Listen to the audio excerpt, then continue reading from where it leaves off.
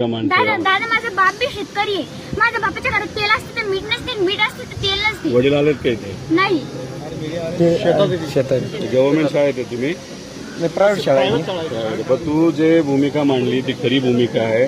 तुला हे माहिती आहे का, भारतात सगळ्यात जास्त सोयाबीन केलं जातं, कापूस केला जातो आणि एवढ्या मोठ्या प्रमाणात कापूस करून ज्याच्यात तुमच्या 4 पैसे घरात यायला लागतात.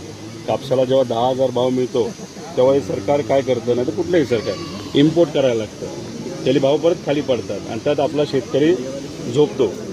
तसं सोयाबीनचं झालं, कांद्याचं झालं, सगळ्याच पिकाचं झालं. तुम्ही जे फर्टिलायझर घेतात तुमचे वडील तुमच्या शेतासाठी, तेव्हा टॅक्स असतो. वही आणायची असते दादा, तर पप्पा जर का म्हणलं माझ्या खिशात 10 रुपये नाही तर इतकं वाईट वाटतं.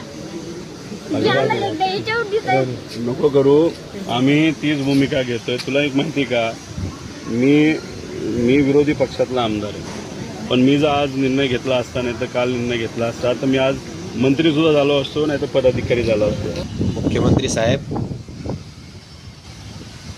उपमुख्यमंत्री साहेब, दोन्ही 3 लोक असून सुद्धा महाराष्ट्राचं काही होत नाही, तरी न्याय भेटत नाही.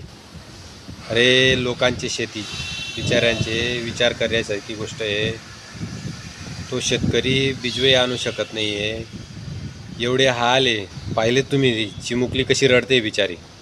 अरे आसू येऊन गेले. 10 रुपये जर मागितलं ना म्हणे पप्पांकडे, ते बी राहत नाही म्हणे. खूप दुर्दैवी गोष्ट आहे. सुधरा, थोडंसं लक्ष द्या महाराष्ट्रावर. खूप वाईट दिवस आहेत, वाईट दिवस. त्याचे जगणे बी मान्य करा.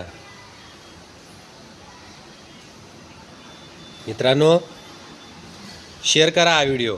तिथपर्यंत जायला पाहिजे, मुंबईपर्यंत. अरे हेलिकॉप्टरमध्ये फिरून आणि फॉर्च्युनर गाड्यांमध्ये फिरून आहे ना, शेतकऱ्याचं जगणं आणि दुःख कळत नाही. तिथं ना बांधावर जावं लागतं. बघा शेतकऱ्यांचे कपडे आणि बघून घ्या त्याला पण.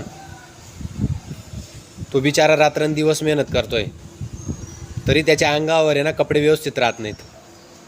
आणि तुम्ही जे फिरताय ना हेलिकॉप्टरमध्ये, मोठमोठ्या गाड्यांमध्ये, त्यांची मेहरबानी आहे, शेतकऱ्यांची मेहरबानी आहे. त्यांच्या पैशावर जगताय आणि मजा करताय तुम्ही लोक, आणि त्यालाच द्यायला पैसे नाही तुमच्याकडे आज. मित्रांनो, हा व्हिडिओ शेअर करा नक्की.